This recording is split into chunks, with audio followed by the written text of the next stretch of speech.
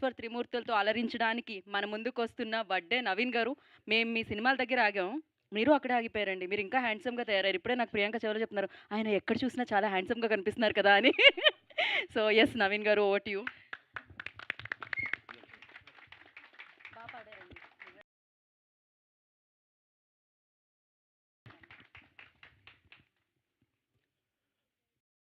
అందరికీ నమస్కారం.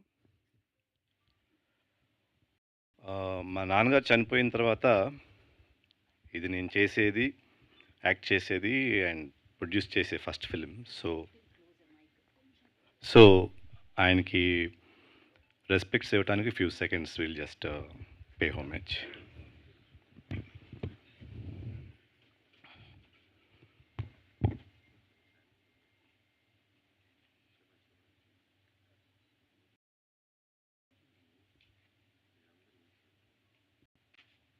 యా.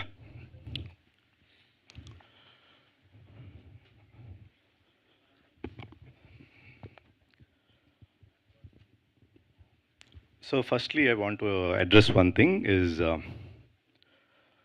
చాలామంది ఫ్యాన్స్ చాలా మీడియాస్లో లేకపోతే కలిసినప్పుడు కానీ అసలు వడ్డే నవీన్ గారు ఎక్కడున్నారు, ఇక్కడ ఉన్నారా లేరా అనే ఈ సందేహం అనేది చాలామందికి ఉంది.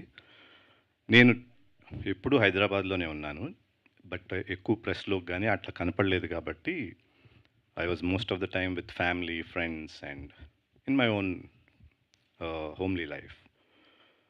సో అయినప్పటికీ ప్రతిసారి ఫ్యాన్స్ కానీ ఆడియన్స్, తెలుగు ఆడియన్స్ కానీ ఎక్కడోసారి నన్ను గుర్తు చేస్తూనే ఉన్నారు.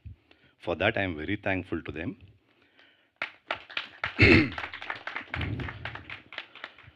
కమల్ అన్నట్టు అసలు నేను సినిమా చేయకూడదు అనుకున్నా ఫస్ట్.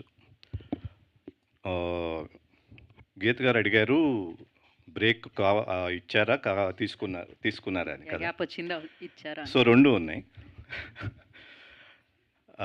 బ్రేక్ ఎలా వచ్చిందంటే మంచి సినిమాలు, నాకు నచ్చిన సినిమాలు రాలే, వచ్చే సినిమాని నేను చేయలే. సో అట్లా రెండు విధాలుగా బ్రేక్ వచ్చింది. బట్ దెన్ ఆ తర్వాత చాలామంది కథలు వినిపిస్తూ ఉన్నారు, వింటా ఉన్నాను. ఆల్మోస్ట్ లైక్ 5 years అనుకుంటా. సతీష్ అయితే మా ప్రొడక్షన్ ఎగ్జిక్యూటివ్ ఆల్మోస్ట్ ఒక 3 years నుంచి ఎక్స్టెన్సివ్గా ఎన్నో నెంబర్ ఆఫ్ స్క్రిప్ట్స్ విన్నాను. అన్ని థ్రిల్లర్స్ బాగున్నాయి, బాగోలేదు అంటలేదు కానీ బట్ నేను అనుకున్న స్టైల్లో లేదని నాకు అనిపించింది. Then came Kamal. కమల్ వచ్చినప్పుడు త్రిమూర్తులు క్యారెక్టర్ ఒకటే చెప్పాడు. కథ సూసాయిగా ఉంది కానీ but not in full. Character నచ్చింది, టైటిల్ చెప్పాడు ట్రాన్స్ఫర్ త్రిమూర్తులు. ఈ రెండితో ఆల్మోస్ట్ 1 year కూర్చున్నాను, డెవలప్ చేశాము. సో అక్కడి నుంచి డెవలప్ అయ్యే లాస్ట్ మినిట్ వరకు కూడా సినిమా చేస్తానా లేదా అనేది సందేహమే. వస్తే మంచిది చేద్దాం, లేకపోతే ఇట్లా ప్రశాంతంగా ఉందాం అన్నదే ఐడియా.